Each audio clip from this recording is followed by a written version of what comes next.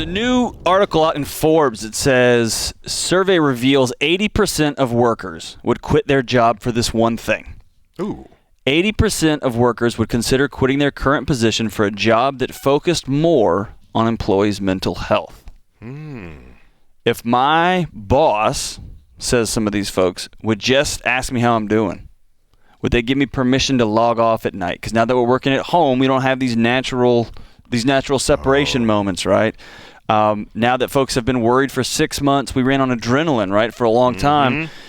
Now that folks are still worried, am I going to have a job? Am I not? People are hiring again. Is it slowing down? Is it getting faster? We've got this, I don't know if you've heard, this is kind of an underground thing, but we have this presidential election coming. That's added some stress to people's lives, right? Just a little bit. And so folks are, they're realizing, hey, this is not going to be a 2-week wait till the curve flattens. This is going to be for this foreseeable future, right? And it's getting harder and harder and harder just to deal with it. And so I want to encourage supervisors, bosses.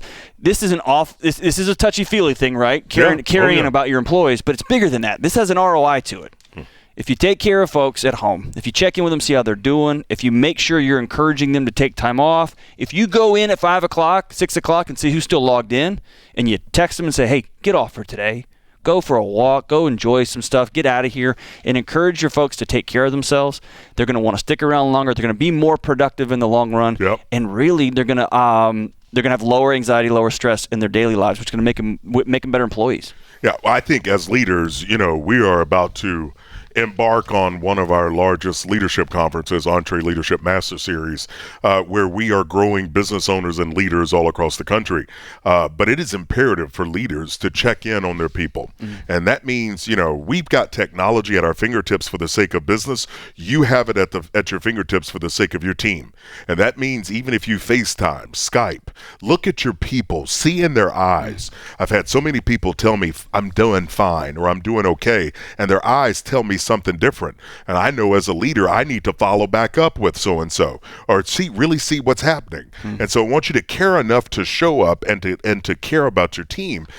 We've got to get through this, and the best way to do it is sticking together. Here's something that I want every leader to hear, every business owner, every middle manager, upper management, lower management. I took a call from a woman the other day asking, she was struggling with her 5-year-old during this transition, and she said, I used to have a happy-go-lucky 5-year-old, and now she's not. She's dealt with the stress of me and my husband. This has been a hard 6 months. How do I help her get back to be the happy-go-lucky kid she was?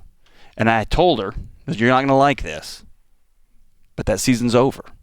We have an after now. There was a before when everyone was running around and we were chasing busy and more, right, and we could really squash our employees and get blood out of that turnip. We're in a different world now.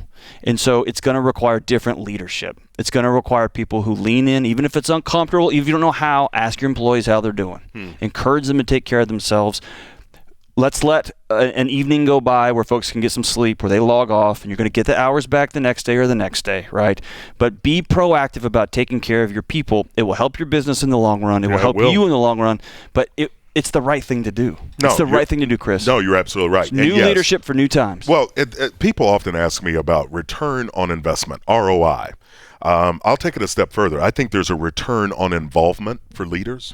I think there's a return on inclusion, meaning including people, finding out what's happening in their lives and connection. And so it is a soft skill. It is a thing that people think that's going to take time. It sure is.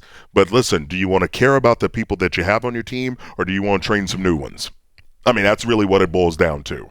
And so when you care enough to get connected, you're actually invested in their lives, and you want to check on them. And so be intentional. That's shocking to me. It is. 80% would quit their jobs for something that focused a little bit more on mental health. Now I want to flip it on them. Okay. You've got a responsibility to take care of yourself, workers across the country. Not waiting on. You've got to log off. You've got to have boundaries, even if you're stuck at home. Right. Make sure you're going for walks. Make sure you're connecting with people. And you make sure you define your workday the best that you can. It's easy to just sit on the couch at 6 o'clock, 7 o'clock, 8 o'clock, eat on the couch, keep working into 9, 10, 11 o'clock. You're going to make yourself nuts. You're going to slowly grind yourself down to a nub. You've got a responsibility to own your mental health too. It's easy to blame our bosses, and there are bosses across the country that deserve blame, but we have to take care of our mental health too. No, I agree with you. And so if you're out there and this has struck a nerve and you start to go, man, I'm in leadership and I need help, or I want to make sure I'm starting to do these things better, go over to EntreLeadership.com. EntreLeadership is the brand and kind of the process of how this company has grown from a card table in Dave's living room now to over 1,000 team members.